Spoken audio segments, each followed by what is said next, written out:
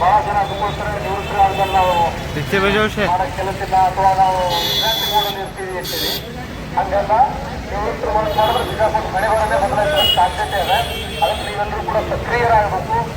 ನಿಮ್ಮ ವಾಟ್ಸಪ್ ಗ್ರೂಪ್ಗಳಲ್ಲಿ ನಮ್ಮ ಸಂದೇಶಗಳನ್ನು ಕಳಿಸಿ, ನಿಮ್ಮ ಕುಟುಂಬದ ಸದಸ್ಯರು, ಸ್ನೇಹಿತರ ಮಧ್ಯದಲ್ಲಿ ಅಲ್ಲಿ ವಾಕಿಂಗ್ ಹೋದಾಗ, ಮಾರ್ನಿಂಗ್ ಎಕ್ಸರ್ಸೈಸ್ ಮಾಡಾಗ ಅಲ್ಲಿ ಸಿಗ್ತಾರೆ. ಅವರೆಲ್ಲರ ಮಧ್ಯದಲ್ಲಿ ಕೂಡ ಈ ಒಂದು ಹೋರಾಟದ ವಿಷಯ ತಿಳಿದುಕೊಂಡು ಹೋಗಬೇಕು ಅಂತೇಳಿ ಈ ಮಾತ್ರ ನಮ್ಮ ಹೋರಾಟ ಸಮಿತಿಯಿಂದ ಮನವಿ ಮಾಡಿ ಧನ್ಯವಾದಗಳು.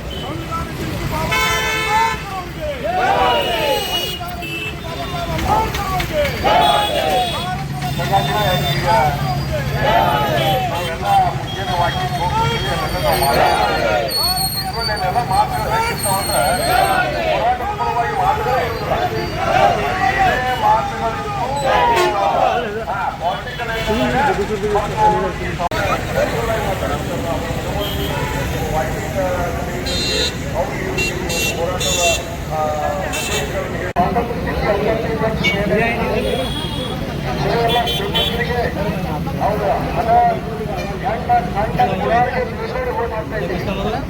ಅದೇ ನಮ್ಮ ದೇಶದ ನಮ್ಮ ಜಿಲ್ಲೆ ಬರುತ್ತಾ 8 ಮಂದಿ 6 ಮಂದಿ ಕಾಂಗ್ರೆಸ್ ಶಾಸಕರಿದ್ದಾರೆ.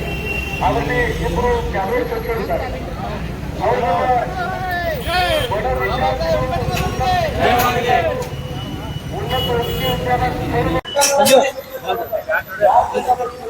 ಭಾರತದ ಸಂವಿಧಾನ ಬರ ಡಾಕ್ಟರ್ ಬಾಬಾ ಸಾಹೇಬ್ ಅಂಬೇಡ್ಕರ್ ಅವರಿಗೆ, ಸಂವಿಧಾನ ಶಿಲ್ಪಿ ಡಾಕ್ಟರ್ ಬಾಬಾ ಸಾಹೇಬ್ ಅಂಬೇಡ್ಕರ್ ಅವರಿಗೆ.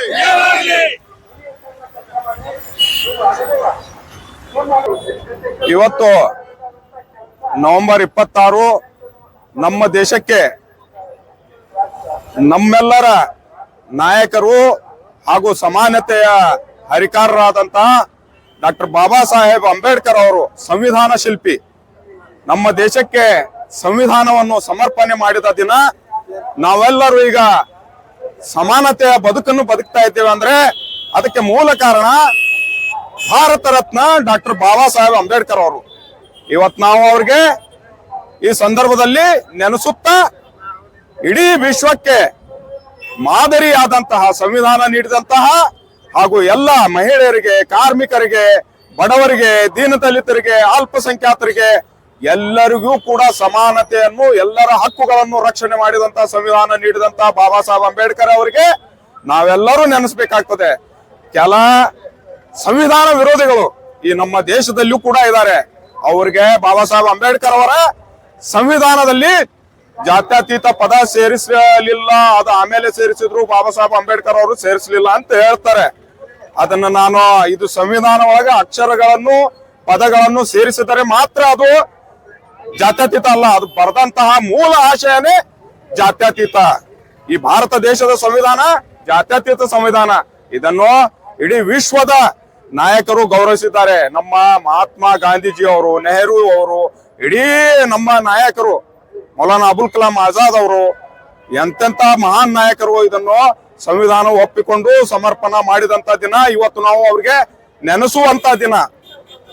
ಮತ್ತೊಂದು ಕಡೆ ಈ ದಿನವನ್ನು ಕೆಲ ಉಗ್ರವಾದಿಗಳು ನಾವು ತೀವ್ರವಾಗಿ ಖಂಡಿಸುತ್ತಾ ಈ ನಮ್ಮ ಪಕ್ಕದ ದೇಶ ಇದೇ ದಿನ ಮುಂಬೈ ದಾಳಿ ಮಾಡಿ ನಮ್ಮ ಭಾರತೀಯರ ಮೇಲೆ ದೌರ್ಜನ್ಯ ಎಸಗಿ ಕೊಲೆಗಳನ್ನು ಮಾಡಿ ನಮ್ಮ ಮೇಲೆ ಆತಂಕವಾದಿಗಳಿಂದ ಹಲ್ಲೆ ಮಾಡಿಸಿದರು. ಇದನ್ನು ಕೂಡ ಈ ಸಂದರ್ಭದಲ್ಲಿ ತೀವ್ರವಾಗಿ ಖಂಡಿಸುತ್ತಾ ಏನು ತೀರಿ ಹೋಗಿದ್ದಾರೆ. ಈ ಸಂದರ್ಭದಲ್ಲಿ ಹುತಾತ್ಮರಾದ, ಶಹೀದ್ ಅಂತೀವಿ ನಾವು, ಹುತಾತ್ಮರಾದ ಎಲ್ಲರಿಗೂ ನಾವು ಇವತ್ತು ಗೌರವ ಪೂರ್ವಕವಾದ ಶ್ರದ್ಧಾಂಜಲಿ ಕೂಡ ಮಾಡುತ್ತಿದ್ದೇವೆ. ಈ ಬಾಬಾ ಸಾಹೇಬ್ ಅಂಬೇಡ್ಕರ್ ಅವರ ಏನು ಸಂವಿಧಾನ ಇದೆ, ಈ ಸಂವಿಧಾನದ ಮೂಲ ಆಶಯ ಎಲ್ಲ ಜನರಿಗೆ ಮುಟ್ಟುವಂತ ನಿಟ್ಟಿನಲ್ಲಿ ಸಂವಿಧಾನದ ಪ್ರಿಯಾಂಬಲ್ ಅನ್ನು ಓದಿಸುವ ಕೆಲಸವನ್ನು ಕೂಡ ನಾವು ನೀವೆಲ್ಲರೂ ಮಾಡಬೇಕಾಗಿದೆ, ಮಾಡುತ್ತೇವೆ, ಮಾಡೋಣ. ಇದನ್ನು ಬಾಬಾ ಸಾಹೇಬ್ ಅಂಬೇಡ್ಕರ್ ಅವರನ್ನು ಒಪ್ಪಿಕೊಂಡಂತಹ ನಾವು ನೀವು ಎಲ್ಲರೂ ಮುಂದಿನ ದಿನಗಳಲ್ಲಿ ಬಾಬಾ ಸಾಹೇಬ್ ಅಂಬೇಡ್ಕರ್ ಅವರು ಕೇವಲ ದಲಿತರಿಗೆ ಮಾತ್ರ ಸೀಮಿತ ಅಲ್ಲ, ಹಿಂದುಳಿದ ವರ್ಗದವ್ರಿಗೆ ಯಾರಿಗೂ ಸೀಮಿತ ಅಲ್ಲ, ಎಲ್ಲರಿಗಾಗಿ ಬರೆದಂತ ಸಂವಿಧಾನ. ಒಬ್ಬ ಹುಚ್ಚ MLA ಮಾತಾಡ್ತಾನ, ಅವಂಗೇನ್ ಗೊತ್ತದ? ಬಾಬಾ ಸಾಹೇಬ್ ಅಂಬೇಡ್ಕರ್ ಅವರು ಪಾರ್ಟಿಷನ್ ಆಫ್ ಪಾಕಿಸ್ತಾನ ಒಳಗೆ ಹಂಗ ಹೇಳಿದ್ರು ಹಿಂಗ ಹೇಳಿದ್ರು. ಸಾವಿರಾರು ವರ್ಷಗಟ್ಲೆ ತುಳಿದವ್ರು ನೀವು. ದಲಿತರ ಸ್ಥಿತಿ ಏನಿತ್ತು, ಇದೇ ಬ್ರಿಟಿಷರ ಆಳ್ವಿಕೆತ್ತ ಮುಂಚೆ, ಬ್ರಿಟಿಷರ ಆಳ್ವಿಕೆಯಲ್ಲಿ ನಮ್ಮೆಲ್ಲರ ಪರಿಸ್ಥಿತಿ ಏನಿತ್ತು? ನಾವೇನು ಹೊರಗೆ ದೇಶದಿಂದ ಎಲ್ಲರ ಇರಾನ್ ಇರಾಕ್ದಿಂದ ಬಂದವರಲ್ಲ, ಈ ದೇಶದ ಮೂಲ ನಿವಾಸಿಗಳು. ಕೇಳ್ಕೊನಿ, ಈ ದೇಶದ ನಾವು ಮೂಲ ನಿವಾಸಿಗಳು, ಇಲ್ಲೇ ಹುಟ್ಟಿ ಇಲ್ಲೇ ಬೆಳೆದವರು. ಇಲ್ಲಿ ಇಸ್ಲಾಂ ಧರ್ಮ ಬಂದಾಗ, ಸಮಾನತೆಯನ್ನು ಕಂಡಾಗ ನಾವೆಲ್ಲರೂ ನಮ್ಮ ಪೂರ್ವಜರು ಮುಸ್ಲಿಮರಾಗಿ ಕನ್ವರ್ಟ್ ಆಗ್ಯಾವ. ನಾವು ಮಾಜಿ ದಲಿತರು. ನೀ ಏನಾರು ತಿಳಿದಿರ್ಬೇಕು, ಅಲ್ಲಿಂದ ಬಂದಾರ ಮಕ್ಳು ಹಿಂಗ ನಡೆ, ನಿನ್ನಂತವ್ರು ಬಾಳ ಮಂದಿ ಬಂದಾರ, ಬಾಳ ಮಂದಿ ಹೋಗ್ಯಾರ. ನಮ್ಮ ಇದ್ರೊಳಗ ಫಿರೋನ್, ಅಮಾನ್, ಶದ್ದಾದ್, ನಮ್ರೂದ್ ಇಂಥವ್ರೆಲ್ಲಾರು ಏನು ಕಿತ್ಕೊಳಕ್ ಆಗ್ಲಿಲ್ಲ. ನೀ ಏನದ ಒಂದ್ JJB MLA ಮಗನಾನಿ. ಇದೆಲ್ಲ ಬಾಳ ಅದಾವ. ಇನ್ನು ಮುಂದಿನ ದಿನಗಳಲ್ಲಿ ನಿನಗ ಬರೋಬ್ಬರಿ ಮಾಡುವಂತ ವ್ಯವಸ್ಥೆ ಕೂಡ ಸಮಾಜ, ಎಲ್ಲ ಧರ್ಮದವರು, ಹಿಂದುಳಿದ ವರ್ಗದವರು, ದಲಿತರು, ಅಲ್ಪಸಂಖ್ಯಾತರು ಎಲ್ಲಾರು ಕೂಡಿ ನಿನಗ ಮನಿಗ್ ಕಳಿಸ್ತಾರ ಅನ್ನೋದು ನನಗ ಬಹಳ ಗಟ್ಟಿಯಾದ ಆಶಾಭಾವನೆ, ಗಟ್ಟಿಯಾದ ನಂಬಿಕೆ ಇದೆ. ಯಾಕಂದ್ರ ಈ ಸೂಫಿ ಸಂತರ ನಾಡಿದು, ಬಸವಣ್ಣನವರು ಬೀಡಿದು, ಇಂತಲ್ಲಿ ಜಾತಿವಾದಿತನ ನಡೆಯಂಗಿಲ್ಲ. ನೀ ಬರೇ ನಿನ್ ರಾಜಕೀಯ ಜಾತಿ ತಂದು ಸೇರಿಸ್ತಿರ್ಬೇಕು. ಇವೆಲ್ಲ ಮುಗ್ದದ ಕತಿ. ಸುಮ್ಮ ಅವರು ₹200 ಬೈಯೋದು, ಅವಂಗ್ ಬೈಯೋದು ಮಾಡ್ಕೊತ ರಾಜಕೀಯ ಮಾಡ್ಕೊತ ಹೋಗು. ಇನ್ನು ಮನಿಗ್ ಕೊಂಡ್ರೋದು ಪರ್ಮನೆಂಟ್ ಗ್ಯಾರಂಟಿ ಆಗ್ಯದ ನಿಂದು. ಈ ಸಂದರ್ಭ ಒಳಗ ಸಂವಿಧಾನ ದಿನಾಚರಣೆ ಒಳಗೆ ನಿನಗೆ ಯಾಕೆ ಕೇಳ್ಬೇಕಾಗ್ಯದಂದ್ರೆ, ನೀ ಸಂವಿಧಾನ ವಿರೋಧಿ ಅದಿ. ನಿನಗ ಸಂವಿಧಾನ ಓದೇ ಇಲ್ಲಿ, ಸಂವಿಧಾನ ಓದ್ಕೋ, ಆಮೇಲೆ ಮುಂದೆ ಮಾತಾಡತ್ತ. ಸರ್, MLA ಮಾತು ಬಂದಾಗ ನಿನ್ನೆ ಅವರು ಟಿಪ್ಪು ಸುಲ್ತಾನ್ ಬಗ್ಗೆ ಹಿಂದೂ ವಿರೋಧಿ ಅಂತ ಹೇಳಿ ಒಂದು ಮಾತನಾಡಿದ್ದಾರೆ. ಅದ್ರ ಬಗ್ಗೆ ಹೌದ್ರಿ, ಹಿಂದೂ ವಿರೋಧಿ ಅಂತ ಹೇಳ್ತಾನವ. ಟಿಪ್ಪು ಸುಲ್ತಾನ್ ಅವರು ಈ ಬ್ಯಾಕ್ವರ್ಡ್ ಕ್ಲಾಸ್ ಹೆಣ್ಮಕ್ಳಿಗೆ ಪ್ರವಿಕೆ ಹೊದಿಸಿದವರು.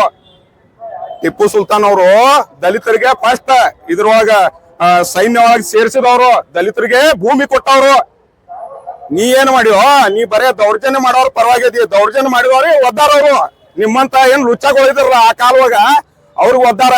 ನೀ ಏನ್ ಹೇಳ್ತಿ? ನಿಮ್ಮಂತವ್ರು ಬಹಳ ಮಂದಿ ಟಿಪ್ಪು ಸುಲ್ತಾನ್ ಇದೈತಲ್ಲ, ಸೂರ್ಯನ ಮೇಲೆ ಉಗುಳಿದ್ರೆ ಯಾರ ಮೇಲೆ ಉಗುಳು ಬೀಳ್ತದ? ಅವನ ಮುಖದ ಮೇಲೆ ಬೀಳ್ತದ.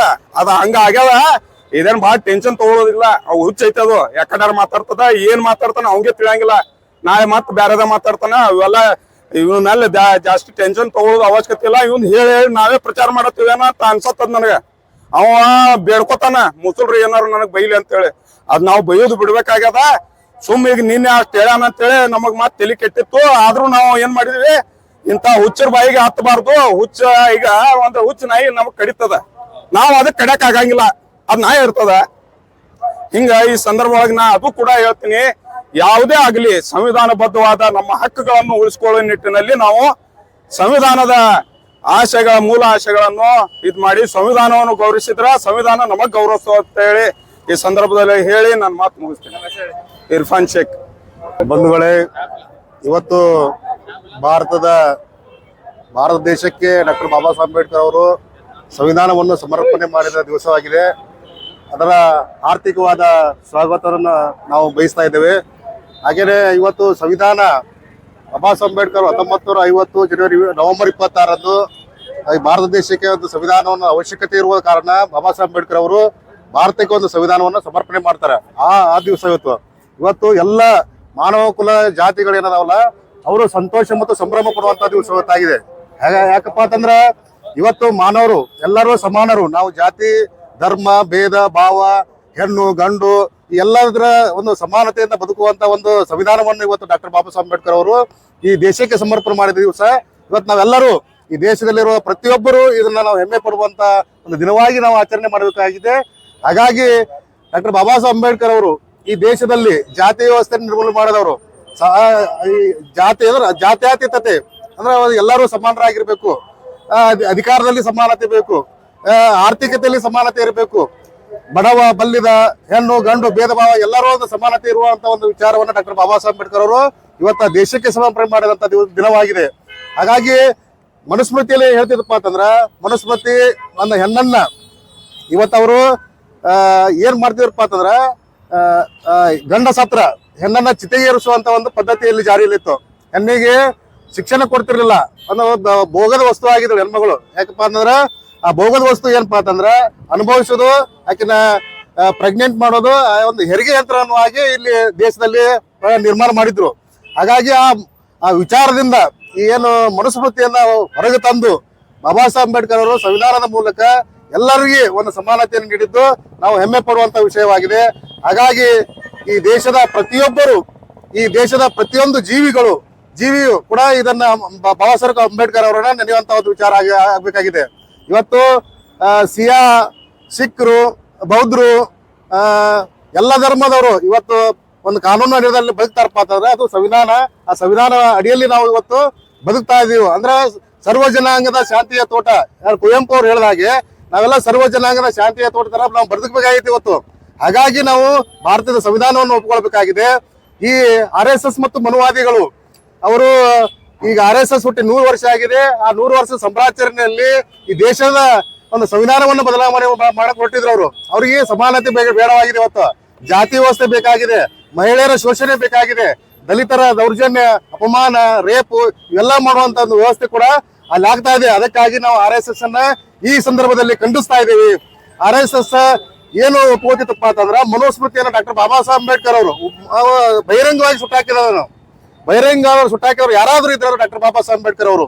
ಈ ದೇಶದಲ್ಲಿ ಎಲ್ಲರೂ ಸಮಾನತೆಯಿಂದ ಬದುಕಬೇಕು, ರಾಜಕೀಯವಾಗಿ, ಆರ್ಥಿಕವಾಗಿ ಎಲ್ಲಾ ರೀತಿಯಿಂದ ನಾವು ಸಮಾನತೆಯಾಗಿ ಬದುಕುವಂತ ನಮ್ಗೆ ಅವಕಾಶ ಕೊಟ್ಟಿದ್ದು ಈ ಭಾರತದ ಸಂವಿಧಾನ ಅನ್ನುವಂತ ಮಾತನ್ನು ಕೂಡ ಈ ಸಂದರ್ಭದಲ್ಲಿ ನಾವು ಹೇಳಕ್ ಬಯಸ್ತಾ ಇದ್ವಿ. ಹಾಗಾಗಿ ಇನ್ನೊಂದು, ಇವತ್ತು ನಾವು ಕರ್ನಾಟಕದಲ್ಲಿ ಸಂಘರ್ಷ ಅಂತ ಅಂಬೇಡ್ಕರ್ ವಾದದಿಂದ ಇವತ್ತು ಸರ್ವ ಸದಸ್ಯರ ಒಂದು ಅಭಿಯಾನವನ್ನು ಕೂಡ ಇವತ್ತು ಹಮ್ಮಿಕೊಂಡಿವು, ಇವತ್ತು ಚಾಲನೆ ಕೊಡ್ತಾ ಇದ್ದೀವಿ. ಅಂದ್ರೆ ರಾಜ್ಯದ ಎಲ್ಲಾ ಜಿಲ್ಲಾ ಕೇಂದ್ರಗಳಲ್ಲಿ ಅದನ್ನು ಕೂಡ ಈ ಸಂದರ್ಭದಲ್ಲಿ ಹೇಳಕ್ಕೆ ಬಸ್ತಾ ಇದ್ದೇವೆ. ನಮ್ಮ ಹೆಸರು ಸಂಜು ಕಂಬಾಗಿ, ಕರ್ನಾಟಕದಲ್ಲಿ ಸಂಘರ್ಷ ಅಂತ ಅಂಬೇಡ್ಕರ್ ವಾದ, ಬೆಳಗಾವಿ ವಿಭಾಗೀಯ ಸಂಚಾಲಕರು, ವಿಜಯಪುರ. ಇನ್ನಷ್ಟು ಸುದ್ದಿಗಾಗಿ ನಮ್ಮ News 11 ಕರ್ನಾಟಕ ಚಾನೆಲ್ಗೆ ಲೈಕ್ ಮಾಡಿ, ಶೇರ್ ಮಾಡಿ, ಸಬ್ಸ್ಕ್ರೈಬ್ ಮಾಡಿ.